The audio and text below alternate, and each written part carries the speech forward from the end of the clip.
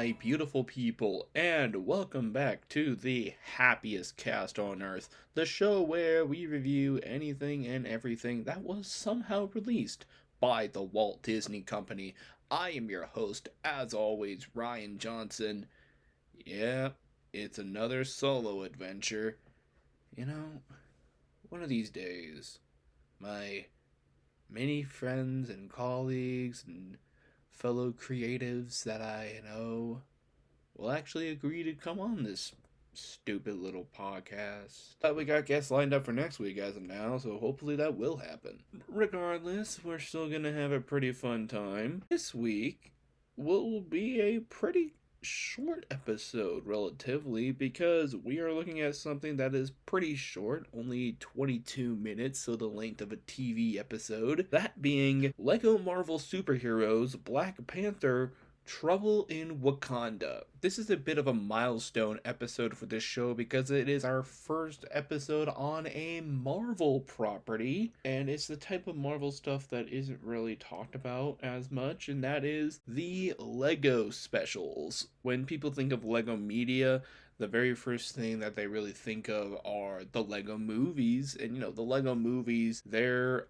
awesome. Lego movie, Lego Batman, Lego Movie 2, even Piece by Piece. I never watched the Ninjago movie, but I did not hear the best things about it. But, typically, Lego adaptations, whether it's their original stories or licenses that they have at the time, are always, very fun, creative, and have a very, tongue-in-cheek, self-aware type of vibe. That is especially the case with their Star Wars specials and shows. Something that is talked about less often are their adaptations of other pieces of media. They have entire series of specials based off of DC and entire series based off of Marvel, including this one based entirely around Black Panther, although some other heroes do show up. Now, most of what I know about Black Panther comes from the MCU. I do remember seeing him in a few cartoons back in the day,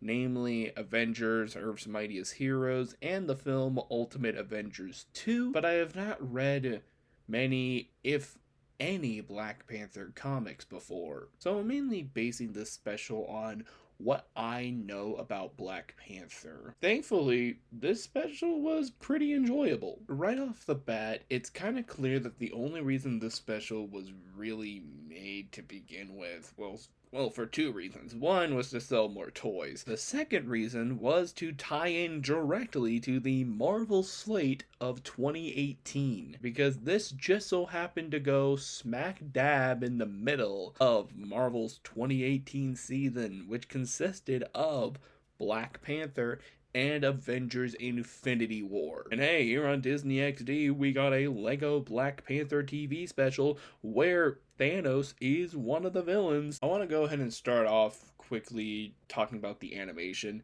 The animation is pretty much the exact same quality-wise as pretty much all of the other Lego specials that aren't directly based on the Lego movie. It's CGI that's kind of meant to replicate the Lego toys, but not directly like the theatrical films do. Everybody is shaped like Legos, but it doesn't actually look like a Lego stop-motion movie. Kind of like the Thomas and Friends art style, but in reverse. It's definitely not bad animation, but it's kind of hard for me to go back to Lego specials that are just kind of looking like Legos in computer animation after the movies made them look exactly like Lego, to the point where as a kid I was fooled into thinking that the movie was stop motion. But yeah, at the end of the day, it's not bad animation. Plus, these are technically two different companies making these. This is a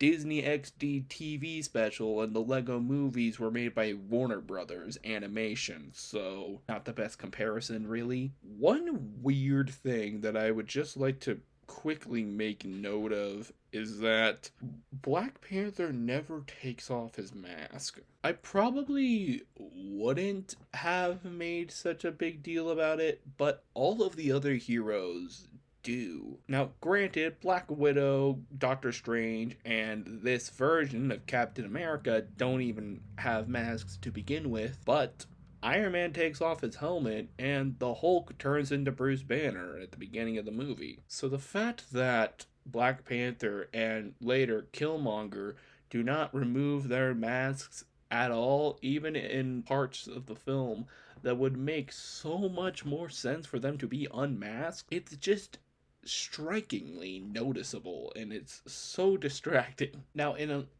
live action superhero movies, you can make the argument that the heroes don't wear their masks enough so that you can see the beautiful face of the celebrity that they got to play them. But I feel like a lot of the case in those movies, they wear the masks when it makes the most sense for them to wear it.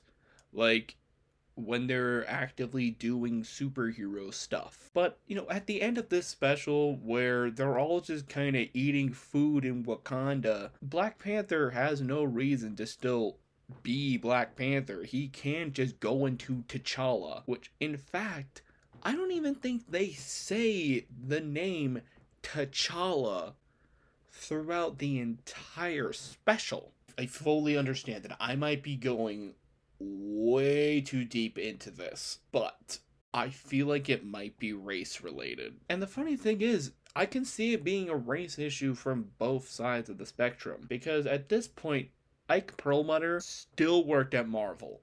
His position wasn't as big as it used to be, but he still worked at the company. Plus, I don't know if they still implemented this thing back then in 2018, but LEGO used to have a policy where they didn't have real world skin colors for their minifigures. That's why the earliest LEGO Star Wars and Harry Potter sets, LEGO's first big licensing, they use the color yellow for the human characters. And moving forward, it became a bit of a, shall you say, critique on LEGO for not having a whole lot of people of color amongst their minifigures. Now it's all fine and dandy. You can find all sorts of colored minifigures, not just like the standard yellow and Caucasian, but also you can find like blacks and browns and Asian and all sorts of types. It's just weird to me that the lead character never once shows his black face. I kind of wish that I was able to get some black people's input on this episode, because it's just me discussing this crap. I don't know. I can't help but notice this. It's definitely weird. Not a complete deal breaker, but it's definitely something that I've noticed. Now, granted, Shuri and Okoye, they obviously have their faces shown, but I don't understand the choice to not have T'Challa and Killmonger show their faces, especially when all the white heroes and villains do that. Moving on from all of the woke and political stuff, I think that the humor is not laugh out loud hilarious by any stretch of the imagination, but it's that standard Lego sense of humor where, again, nothing is really laugh out loud, but it's always cute, it's amusing, it's fun, it's creative, it's something that is meant to be entertaining, where you just turn your brain off, you turn on the TV, and you have a good time. And every once in a while there might be a really good joke. Sadly, I was unable to find a really good joke in this special, but it's not bad by any stretch of the definition. So story-wise, I was initially thrown off at the beginning because it made me think that this special was just going to be Lego Infinity War, because we open with Thanos attacking the city, and Black Panther and the rest of the Avengers try to stop him. But thankfully, the Avengers are only obligated to the beginning and the end of this special, and it's largely about Black Panther. which, makes sense. He is in the title of this special. Thanos is one of the villains in this special, alongside Killmonger and Andy Serkis's character from the movie. The two villains decide they want to team up. Killmonger is going to get some energy from Wakanda and some vibranium, all that stuff, to heal up Thanos,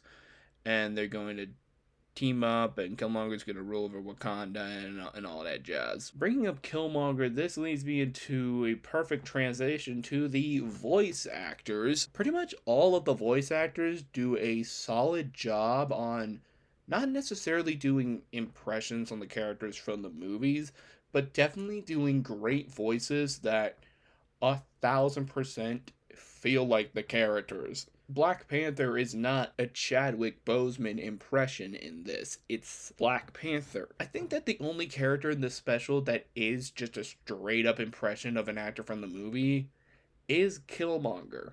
But then again, it is a really solid impression of Michael B. Jordan's performance, to the point where I had to look it up if that was Michael B. Jordan, because he has done plenty of voice work in the past, including Killmonger in What If. It was not Michael B. Jordan, but there, weirdly enough, is an MCU actor in this special, and that is Yvette Nicole Brown. She plays Okoye in this special, and this was before she made a little cameo in the MCU as that lady in the elevator at S.H.I.E.L.D. in 1972. And again, she didn't do a very bad job. I think my personal favorite sequence within this entire special has to be the fight with Doctor Strange. Black Panther and Killmonger are fighting, and they just so happen to land in Doctor Strange's place, and he helps Black Panther out fighting him, and there's all these cool, fun little magical things, and this CGI fight looks a lot better than the CGI fight in the movie Black Panther, which is sad because these are Legos. Also, Doctor Strange suggests that he just sends Killmonger off to an alternate dimension somewhere, and Black Panther is like, you don't have to do that. But then they ended up doing that anyways towards the end of the movie. Yeah, well, they were trying to get some energy during the climax. A big, wormhole portal opens up, and it sucks in all of the bad guys. So really, Doctor Strange was just trying to end the special 15 minutes early. Some other interesting notes I want to bring up. At one point, somebody calls Black Panther a Catman.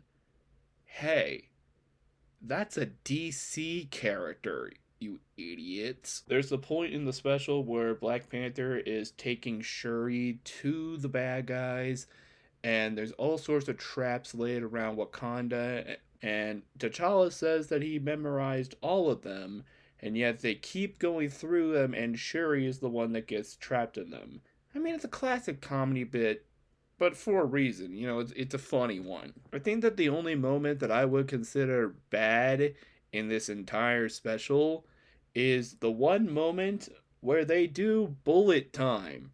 This special, in the year of our Lord 2018, did a bullet time gag. I don't know why they did this.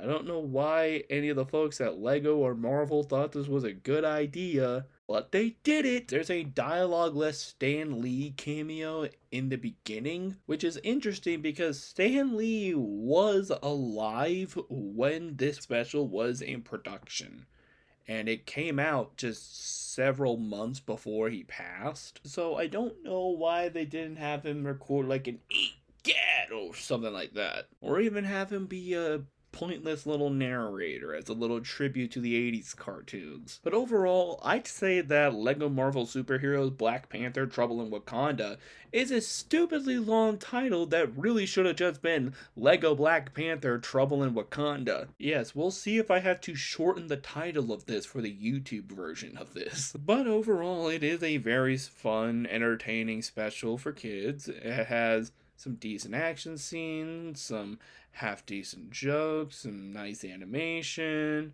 and it's just an overall fun, turn your brain off type of time. So on a scale of 1 to 5, with 1 being a big old Boo Bear, and 5 being a grand spanking castle. I would have to give this a solid 3.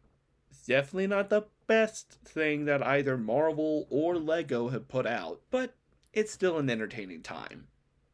But anyway, guys, that will be it for this week's episode of the Happiest Cast on Earth. And what do you guys think of Lego Marvel Superheroes, Black Panther, Trouble in Wakanda? Please let me know. And also, please be sure to subscribe to the YouTube channel and to follow us on Spotify. And please tune in to next week on the Happiest Cast on Earth, where we shall be taking a look at the NASA-funded IMAX documentary, Roving Mars. But until then, I will see you later. Excelsior!